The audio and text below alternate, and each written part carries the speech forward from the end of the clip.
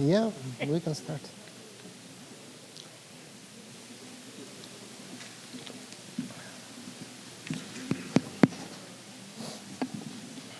Good afternoon, everyone.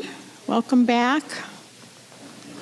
We're continuing with our good luck with these wonderful artists. This afternoon is Michael Solovyev from Canada, Toronto. Thank you. Thank you. He has a great presence online, by the way. I've watched a lot of him on YouTube. So he can tell you a bit more about himself as he wants to. So enjoy. Thank you so much. Thank you. So it's good what we took the lunch before. That means you can relax and sit in and enjoy. No worries, I will try to fit in 1 hour. I don't want to take all your time. And today I have a beautiful model. So, yeah, if you can see it on the screen, that's the reference. And she's a professional model, by the way. We're working together for many years. And in the process, feel free to ask me any questions. Stop me, no worries, I can paint and talk. So, and before I start, I can explain you something. So my paper was prepared before. I'm starting to wet the backside like 20 minutes before we start. So my paper inside full of water. That means I have a lot of time to play with my pigments. It's not drying fast, and the process is comfortable. So I'm always preparing my paper that way. So on top it's dry, inside it's full of water. And that's my palette. For this painting, I think I will use just the 6 paints from here. Normally I'm trying to fit like 5, 6 pigments, no more. So that's it, and let's go. Okay? Again, any questions, ask me.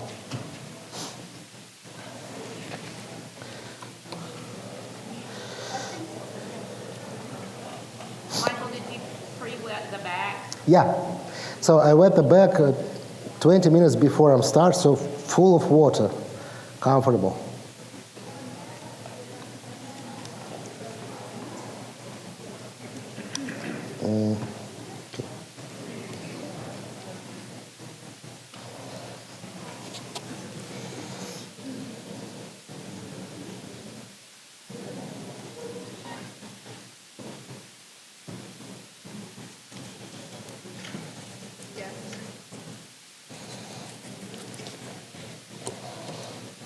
So wetting the back allows what you're putting on right now to stay dry longer. Is that correct? Wet longer? Exactly. You know, normally if you apply your mix on the paper, water going inside, the pigments on top, and it's drying fast. So because my paper full of water inside, I have a lot of time to play with my pigments. It's not drying fast, and the process is pretty comfortable. What weight is the paper? This is the cold-pressed Bauhonk Masters paper. Master choice or Masters depends on it's in Europe or in the United States. That's a different, but that's good paper. Really, I like it.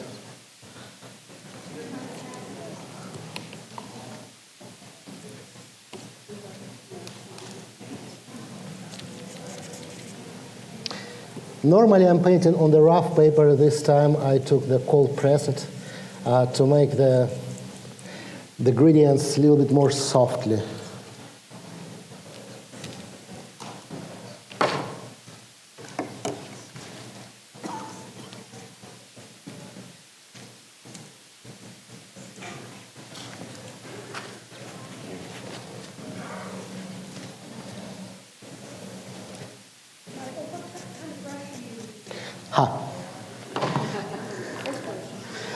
You know, if you go to the YouTube, you will find the special video recorded there to explain what kind of brushes and what's the secret of that brushes. Just in the few words, hard to explain. Technically it's the goat, but the goat is very soft hair. This, it's a very strong. It feels like a synthetic, but it's natural goat. You know, if you use the synthetic brush, and then you touch your paper, you always have a perfect rectangle, right? Because it's just cut it, it's a tube. So this, because it's a natural hair, the strokes is very nice. It's really alive. But yeah, that's the unique brushes. It's made just by one person on the whole planet in China, in the small village. That's why it's very easy to wash out the pigments, what I'm doing now, or make the dry brush strokes. It just perfectly works for that.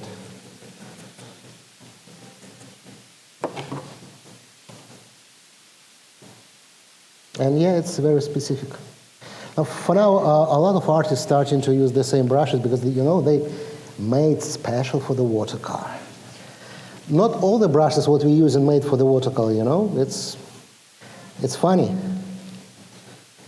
Some of them still oil brushes.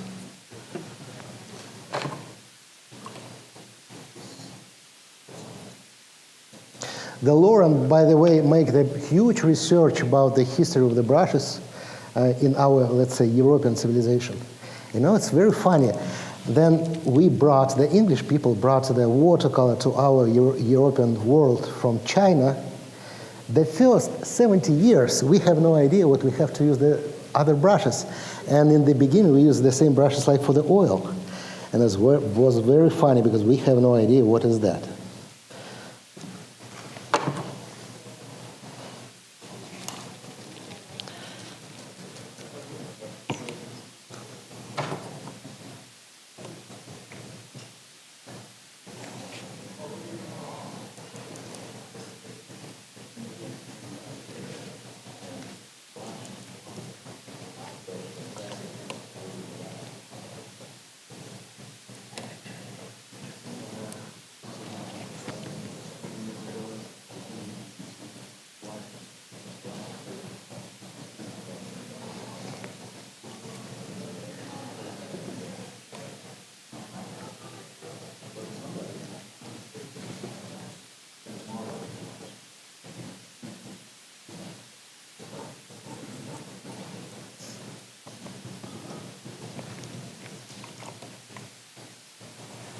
Like for example, you see for now I apply just the pigments here, everything is blended.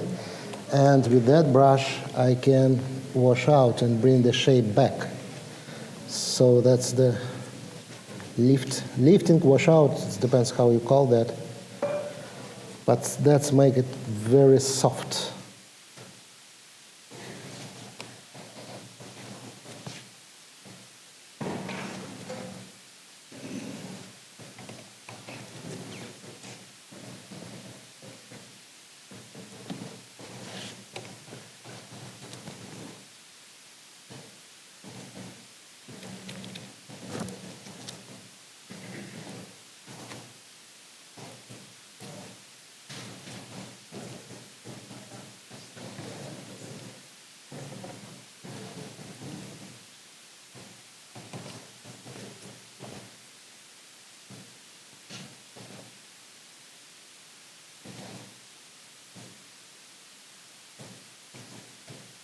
You see the pigment's unstable because the paper full of water inside.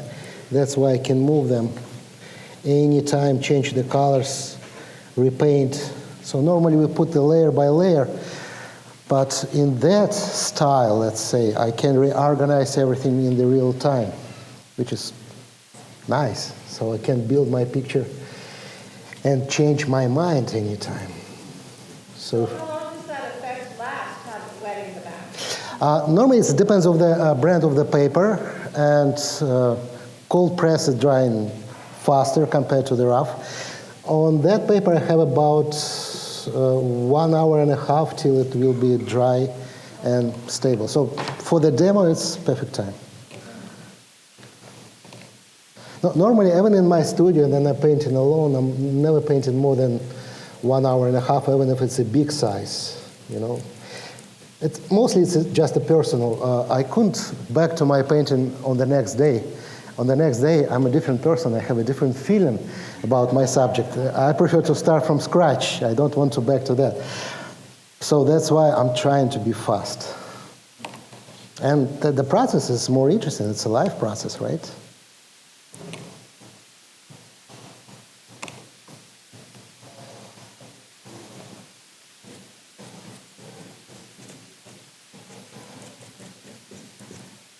What colors do you like like to use for your skin tones, please? Ha! Another one great question. Yeah, okay. No, honestly, thank you for the question. It's good.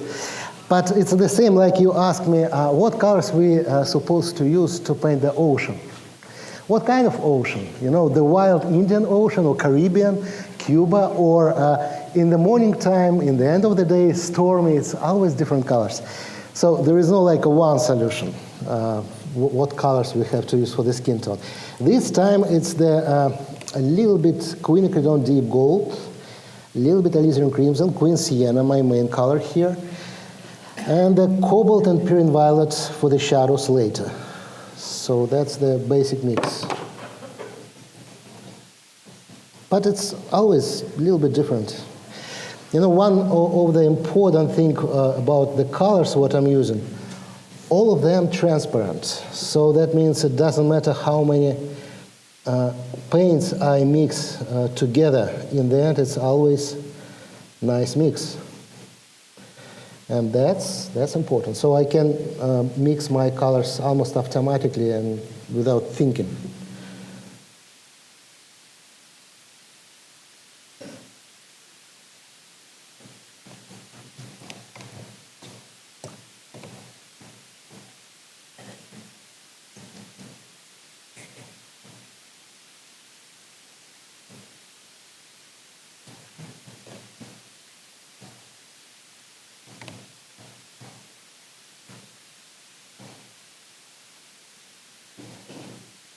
Honestly, it will be surprised how it will look like on the normal light. So we'll see.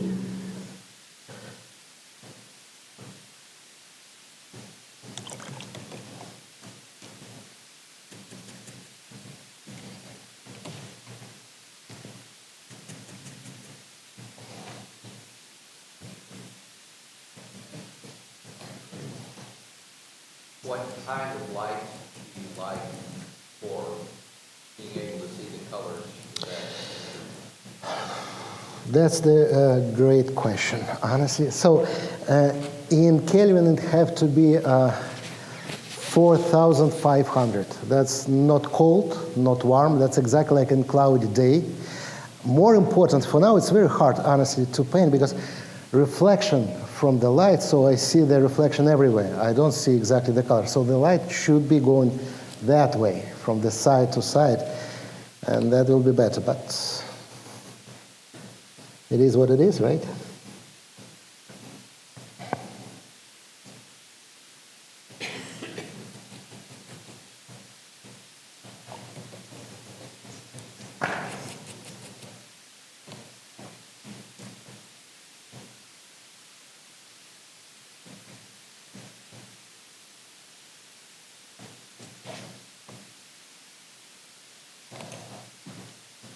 So that's the point, because for now I can, like a sculpture, you know, I can make my shape 3D just to take off the pigments.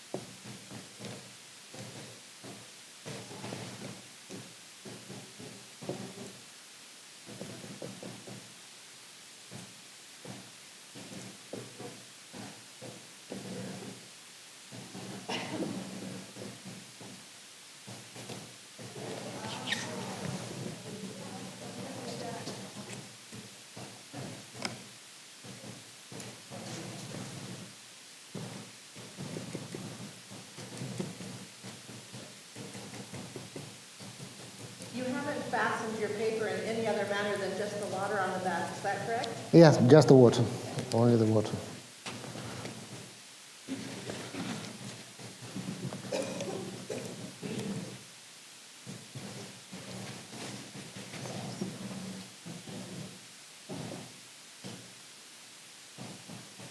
And by the way, talking about the color mixing, you can disagree for sure. You know, it's a lot of professional artists there. Everybody have a different vision, different feeling. What I found finally, first of all, I took the very strong education in Russia. You know, in Russia, education, art education, like in China, very strong. But then we studied the watercolor. We studied that exactly like an oil. And all the color mixing, what we study, is just copy from oil, you know, the same. But the watercolor, it's not the oil. And in oil, we use the white to make the light. And it's absolutely not important is it transparent mixes or not transparent mixes in oil. But in watercolor, it's a difference. And from my point of view, that material need completely different way of thinking. Mixing colors, choose the colors. Everything should be slightly different. But normally in the books, we still using the same mixes, the same way, the same ideas. From my point of view, it's completely wrong. Don't have to be like that. Different medium need different thinking.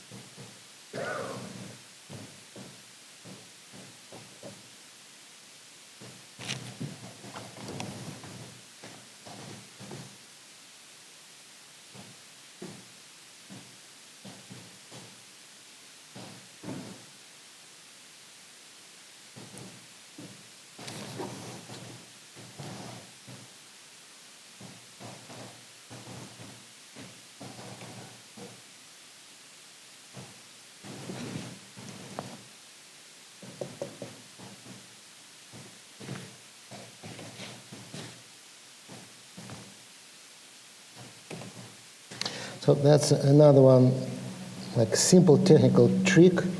First, I put some pigments on my paper, and after that, I use the pure water to blend it and connect it to my background or the first layer, doesn't matter.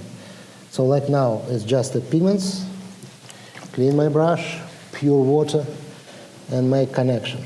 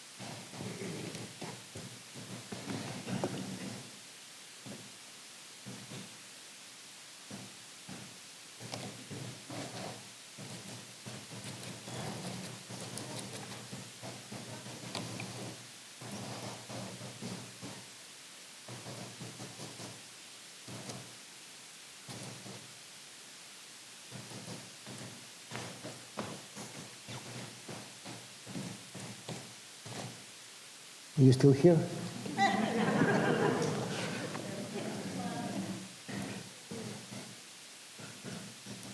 Do you do the same composition repeatedly sometimes? Or? Yes and no. No, for sure. Different object needed different composition, and I have to organize my paper in a different way. But personally, I like the diagonal. So you see the model here standing a little bit more straight. I make the angles special. I like the diagonals. I like to use them. It's make the painting a little bit more dynamic. That was one of my first lessons, and I just started to study art in my art college, and we studied how to make the photos. I'm old guy. For now, everything is digital. In my time, we used the chemical process, black and white film, it was different things. So the first question what our teacher asked us, what is the main tool for the photographer? We say, camera? They say, no. Now I understood, because everybody have a camera now, the cell phones. It doesn't help to make the nice photos, right? Lens? No. He say, a knife. How you cut your picture, how you make your composition. Everybody see the same subject, and just a good photographer can make the composition interesting and focusing on the main subject and organize the space around. So that was a good lesson. Since that time, it's always the first thing what I'm thinking about. How to represent my object in the best way. And for that, the composition, for sure, it's the main tool.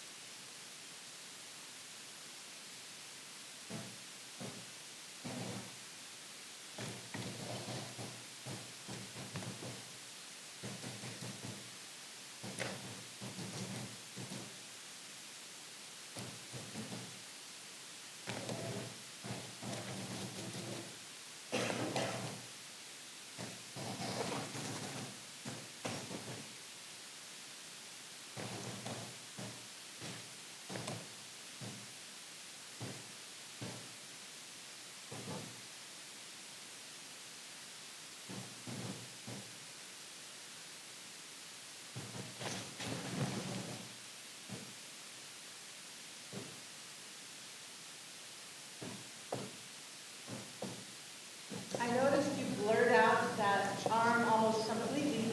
What is your principle for deciding where your sharp edges are and where your lost edges are? That's the great question, yeah.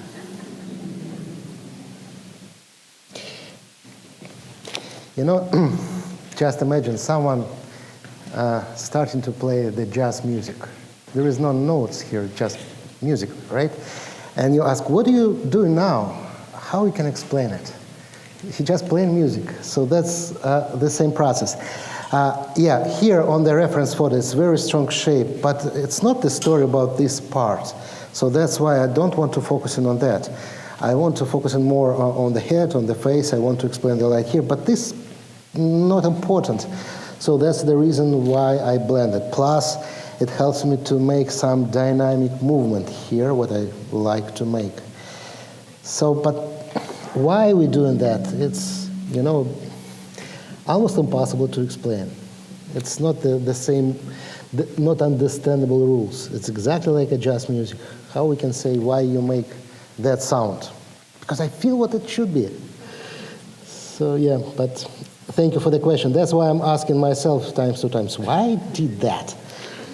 No, seriously, then you paint and you're not thinking. It's just a life process. But then you finish your painting, it always makes sense to analyze what you did and ask yourself why. And sometimes the answer is, I have no idea.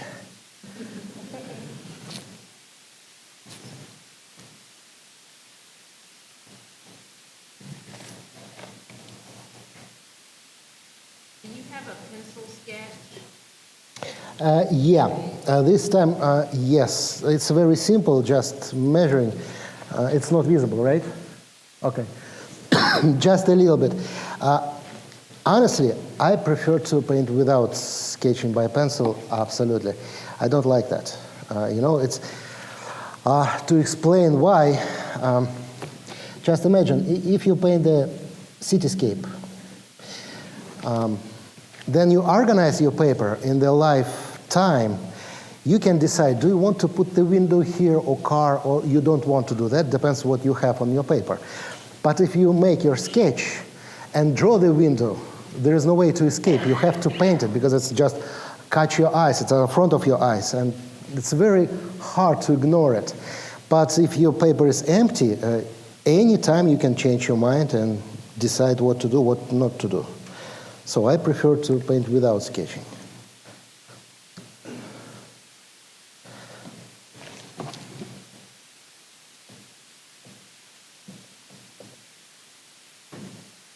The same with the white or masking fluid, If you put the masking, first of all, it's very visible, always. Second one, you can change your mind. If you put the masking, you have a white, and there is no way to escape. You have to follow in that. So here, because I don't use the white paint or opaque colors, I can decide what to do anytime. And the way so my paper is wet, that means I can lift the pigments anytime if I want to bring the lights back. So everything is possible.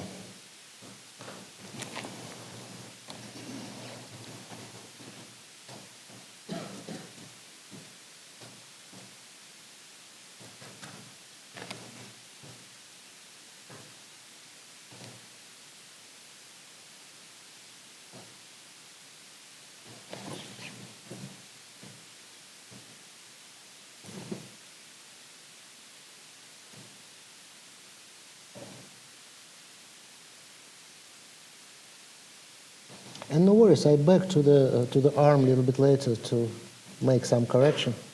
So I hope I will keep it visible.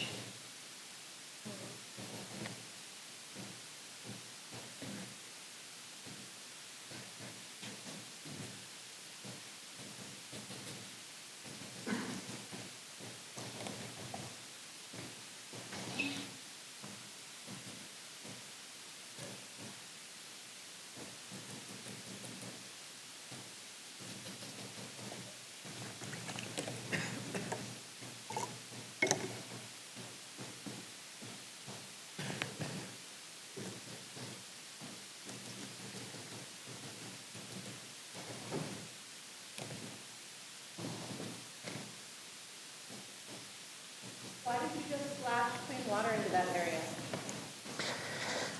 To make some texture. Too soft for me, everything, so I need some little bit texture and accent.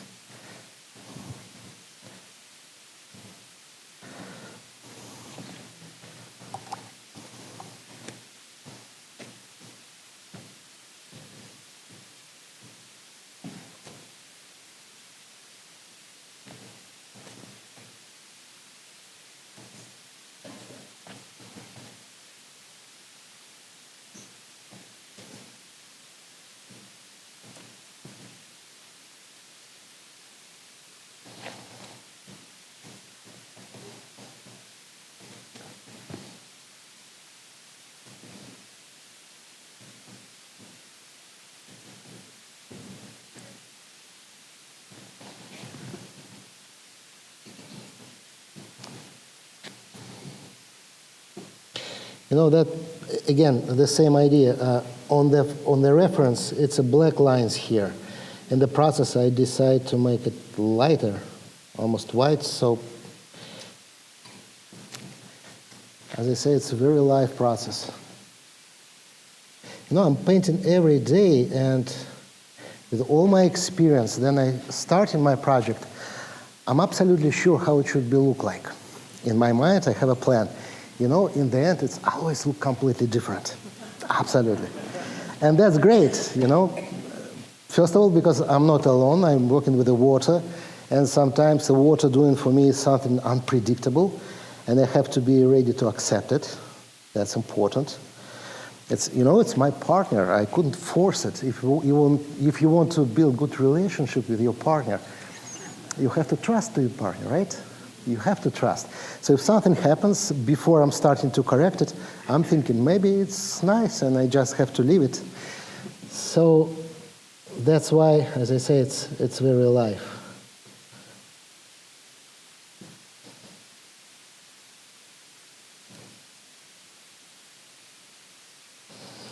That's, by the way, that's the reason why I paint the oil before and a lot, and finally I switched to the watercolor exactly because of that reason.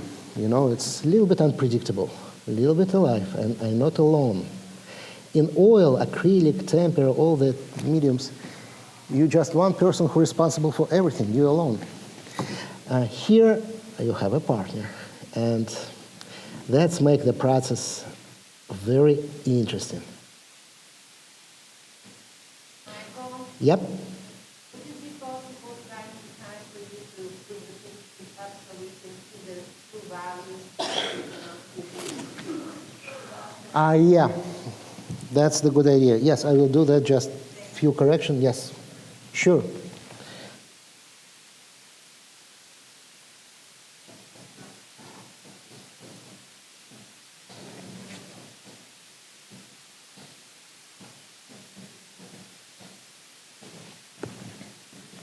Can you speak about your palette? Why did you choose the colors or the pigments that you chose? Absolutely. So that's very, very important question. Yeah, first of all, as you already know, all of them transparent. Some of them itself look very ugly and terrible. But the question is, what mixes I can get from that? So yeah, I will show you what we have in the process, if I can. So for now, my lady look like that. Yeah, I hope it will be better. So maybe you know, maybe not, I'm working with a Daniel Smith, and that company built good relationship between the artist and the companies. So, oh, yeah, that was a mistake to move it. The pigment's starting to move a little bit. No matter. Okay, so and times to times they create the new pigments and discovering new colors and send it to the ambassadors to try. And you know, sometimes the color itself look very nice. Then I started to mix with my basic palette and understood what nothing interesting happens. So maybe itself is great, but the question is, can be that pigment, that paint, part of my family or not? Because it's not interesting to use the colors directly. It's interesting how they're mixing together, right? So that's how slowly palettes, but you know, it's never will be like that forever. Like 3 years ago, I used ultramarine a lot. So for now, it's gone from my palettes completely. I switched to the cobalt. So it's a live process. It's never stopped. By the way, I can tell you one huge secret about the palette. Just a second.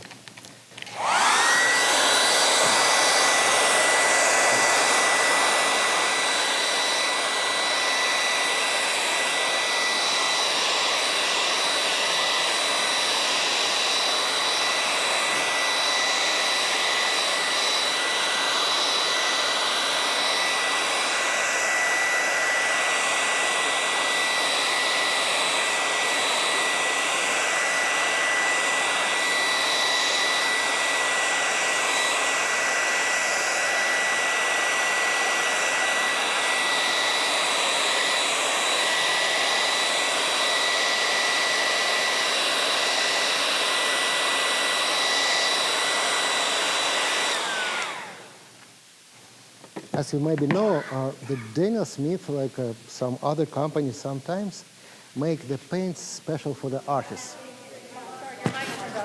No? Yeah? Good. Okay. Thank you. You turned it off because of the, yes, thank you. So, make this special paint for the artists. For the Joseph Zbukvich, Alvaro Castagnet, Lauren McCracken. But look how interesting is that. For Joseph Zbukvich, they make Joseph's cool gray, Joseph's warm gray, Joseph's natural gray. For Alvaro Castagnet, Alvaro fresco gray. For the Lauren McCracken, McCracken black.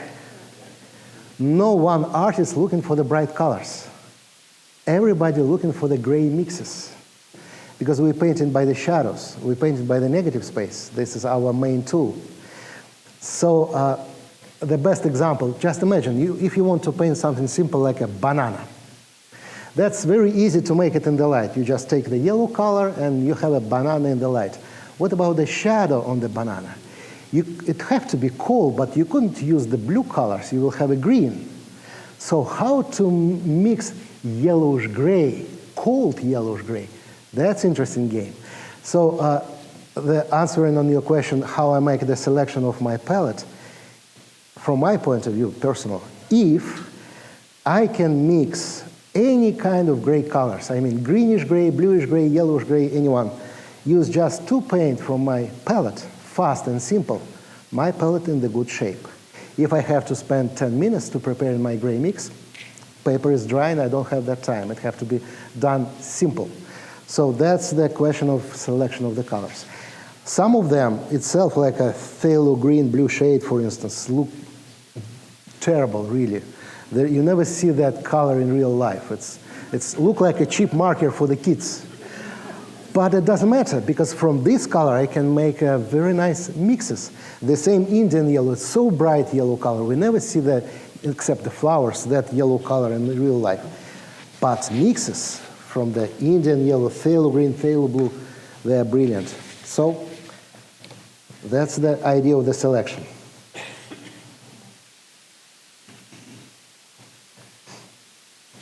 By the way, sorry, here you will find my set. It's 10 colors, exactly what I use here. And you know, for now it's the most popular set from the Daniel Smith. Not because of my name here, because it's really perfectly selected colors. Seriously. So you're saying there's a dot card at the Daniel Smith table, correct, of your collection? Dot card and set of the 10 tubes, what I'm using all the time. So it's on the table.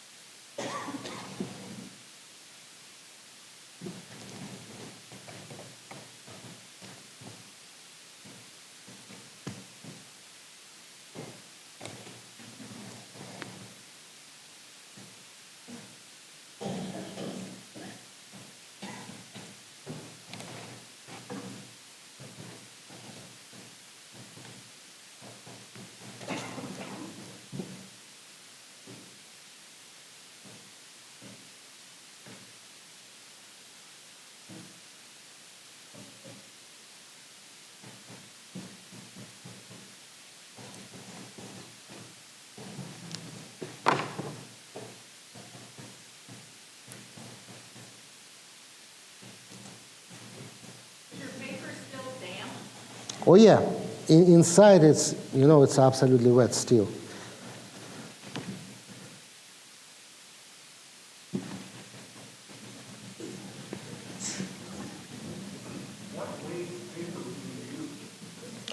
For now, this is the Bauhonk Master Choice, 300 grams cold pressed.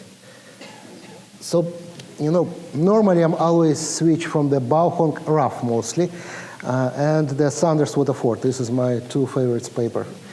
The reason is simple. They are drying so slowly, and the Bauhonk have a brilliant texture. So, and again, you know, it's that paper are made special for the artist, because the factory is starting to talk with the artist and trying to find what the people looking from the paper. That's how the Bauhonk Masters paper came to the world. That's a brilliant idea.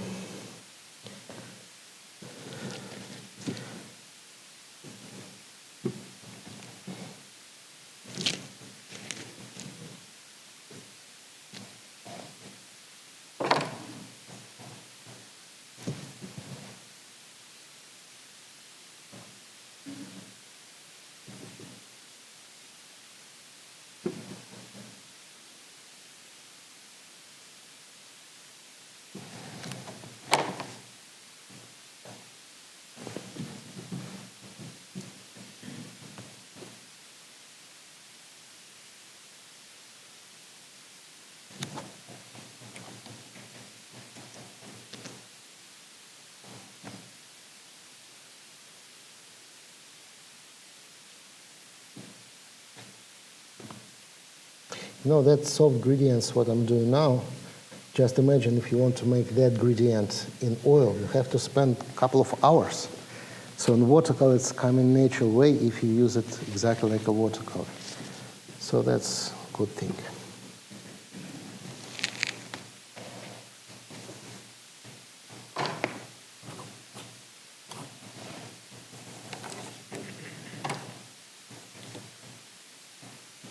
Whoa.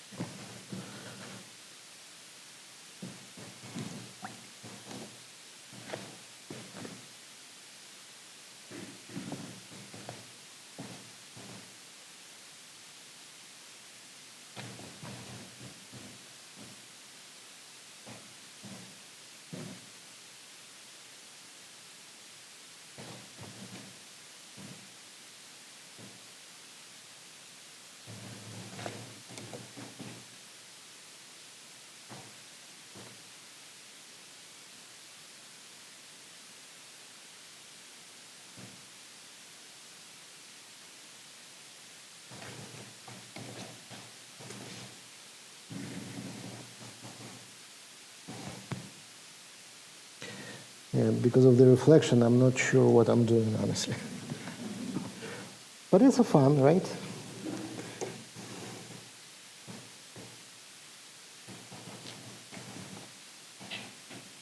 Michael, on the model's face, you have a lighter area. Is that visible in the photograph, or did you just find that? I slightly change it a little bit. Yeah. Because, again, it doesn't matter. There is no sense to follow in the reference. A few hundred years ago, it was a very important part of the artist's job to represent the reality and show how the reality look like. For now, everybody have a cell phone, so we have a different job for now. That's why, again, that's what I understood finally, because then you took the classical art education, you study exactly how to copy reality, how to represent reality. But if I'm starting to fight with a printer or cell phone, I will lost anyway. So finally I understood what, for now, nobody interested in how the world look like. We know how it's look like. But the people interested in what you feel and think about the world. That's the difference. So for that, you have a lot of freedom. You don't have to follow in reality exactly. You can change it. It depends on what you want to say, or what you want to explain, or what you feel. So that's make the job more interesting. Definitely.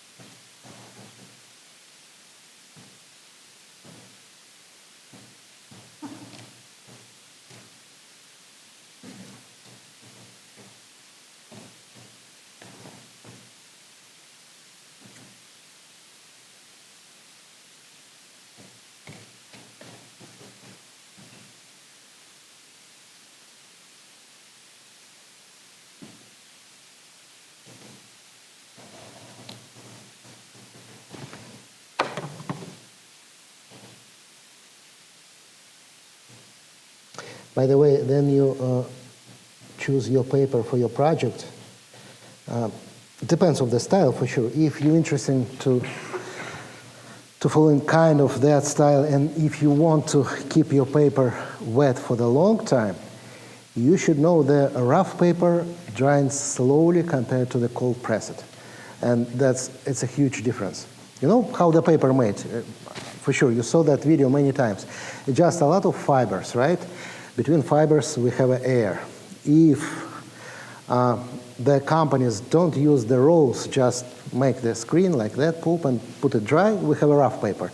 If the company use the rolls like that to press the fibers, if they're cold, we have a cold pressed paper. If they are hot, the rolls, it's like an iron we have a hot press paper. But just think, it's the same amount of the fibers. In the rough paper, we have a lot of space between fibers. And then you put the water here, you have a lot of water. In the cold pressed paper, you have less space. On the hot pressed paper, no space. That's why the hot pressed paper, the same brand, drying just like that. The rough paper drying slowly. So that's the reason, one of the reasons why I use mostly the rough paper. I need the time.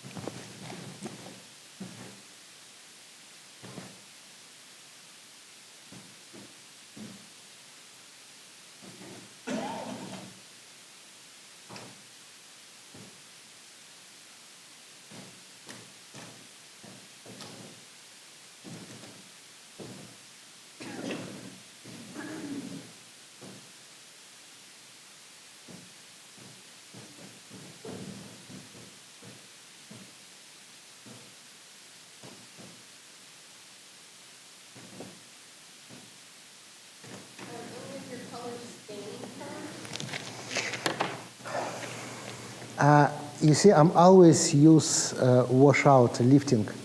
So even the phthalo pigments here, how you say phthalo, phthalo?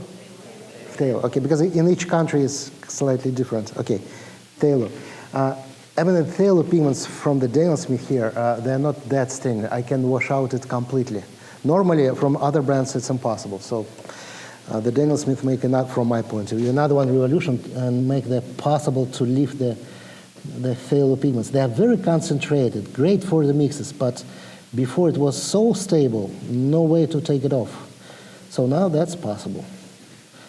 So all my pigments I can lift easily, all of them. Do you have any granulating pigments for that nice background? Not in my palette here, but I do like to use it. So Bloodstone, Lunar Black, Tiger Eye, I like it, especially, you know, if you paint the street in Italy, the buildings, the texture of the stones, the Tiger Eye with the Bloodstone just make it natural way. You see the texture, it's brilliant. But here again, that's the minimum set.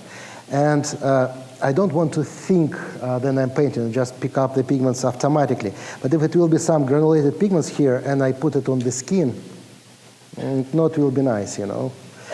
So that's why it's not here. But yeah, I do like to use it. But it's like for the special effects, it's very special things. Normally, no.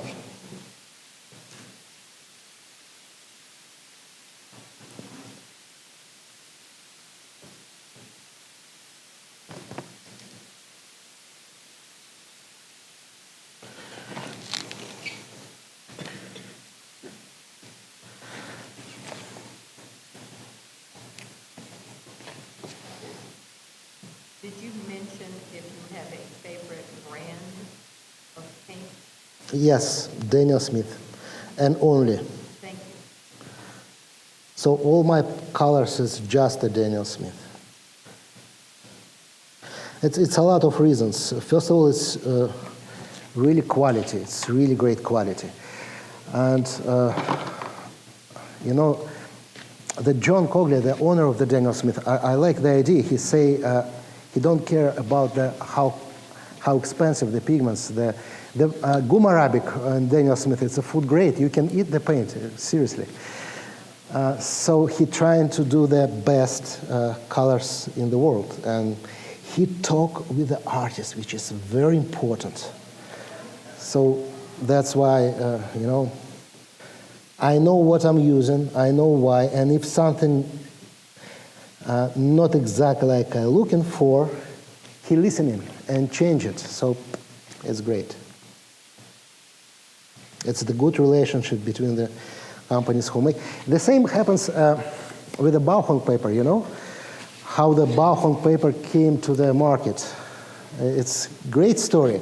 The owner of the Bauhong factory is the same guy, chemical guy, who make the paper first.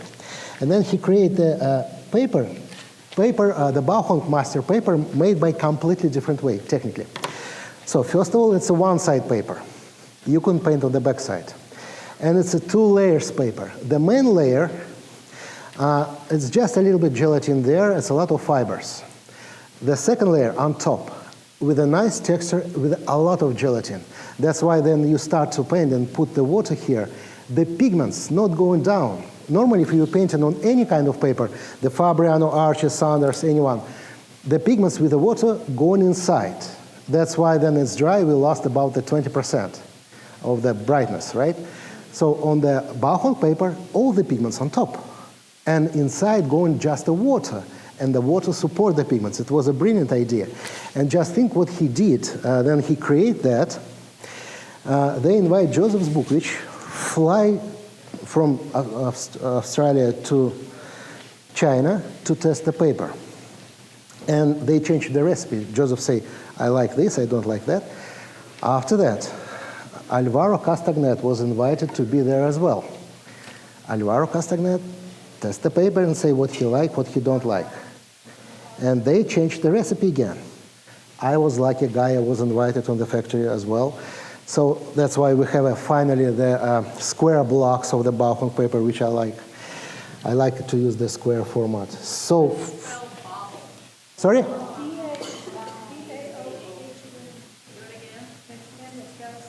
Sorry, I can't hear you.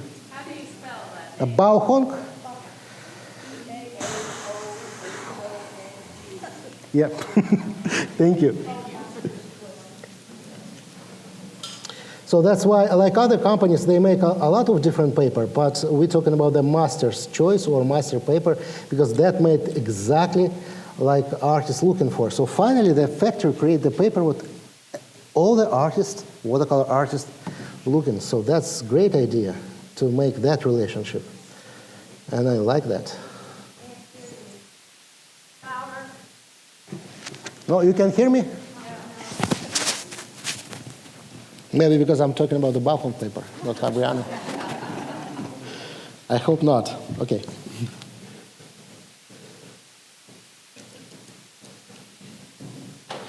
We're almost done. Just.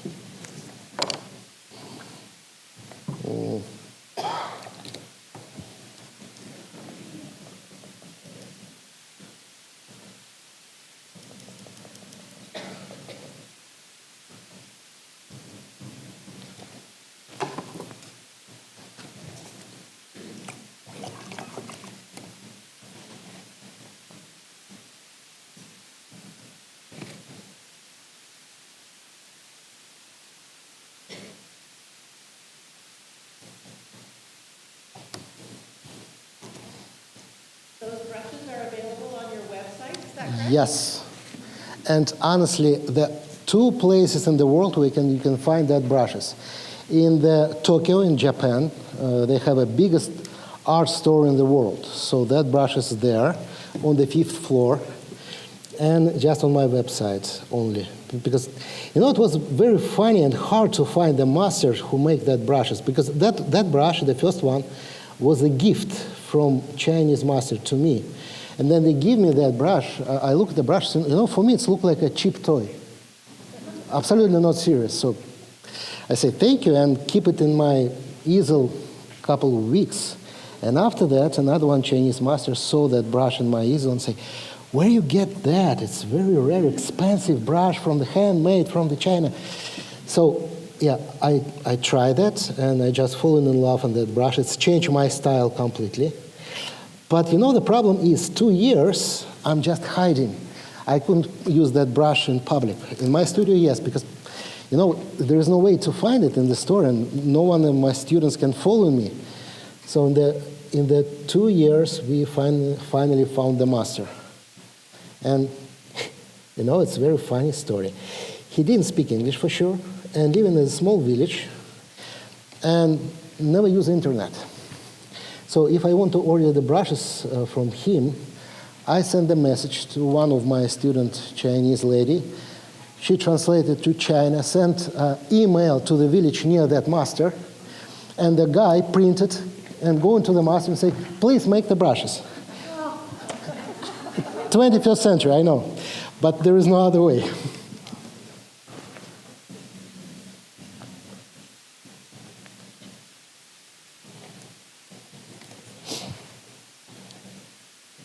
No, I believe that, you know, the relationship between the companies who make the materials and the artists in the watercolor world is extremely important, because it's just one medium on the planet, whereas all the parts going inside each other.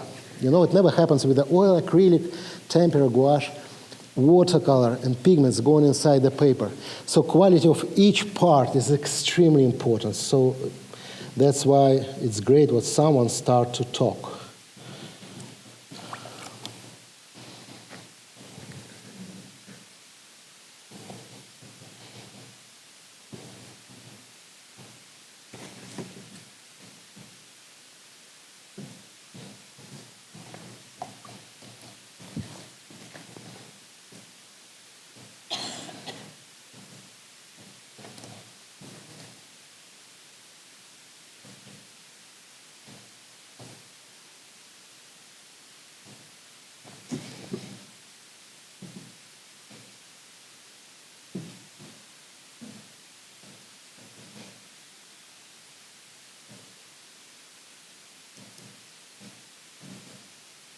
What is the best way to preserve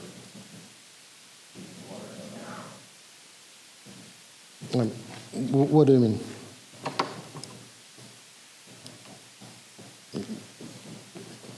Can you repeat it or explain it some other different way?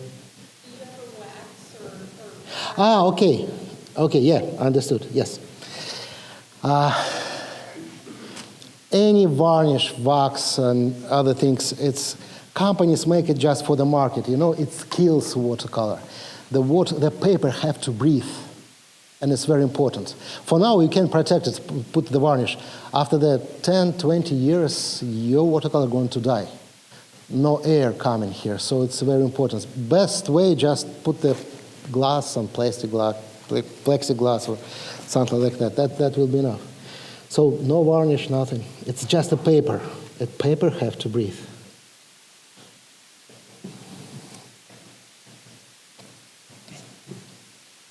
I noticed when you were mixing, you're pulling a lot of water from the dirty water bin instead of the clean water bin. Are you worried at all about muddying water? No.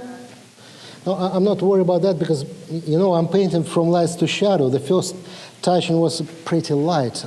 After that, it's going to be darker, darker, darker.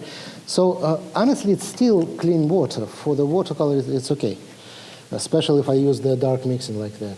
So it's not a big problem.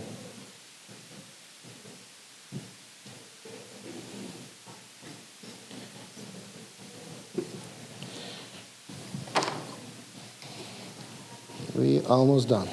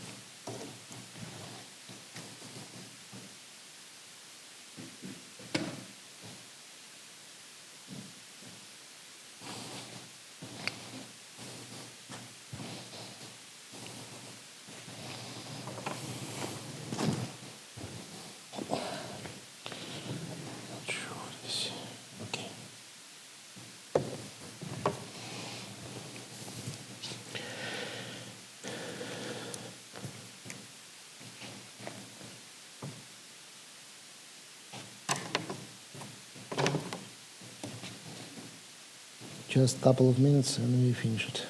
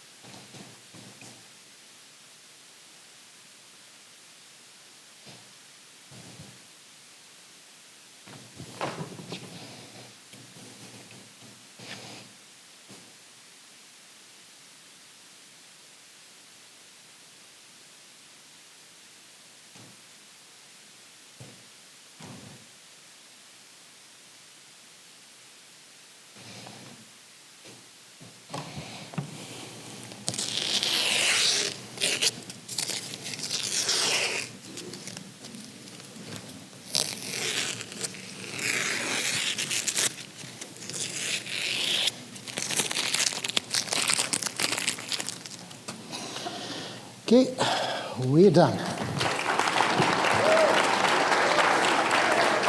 Thank you. Thank you.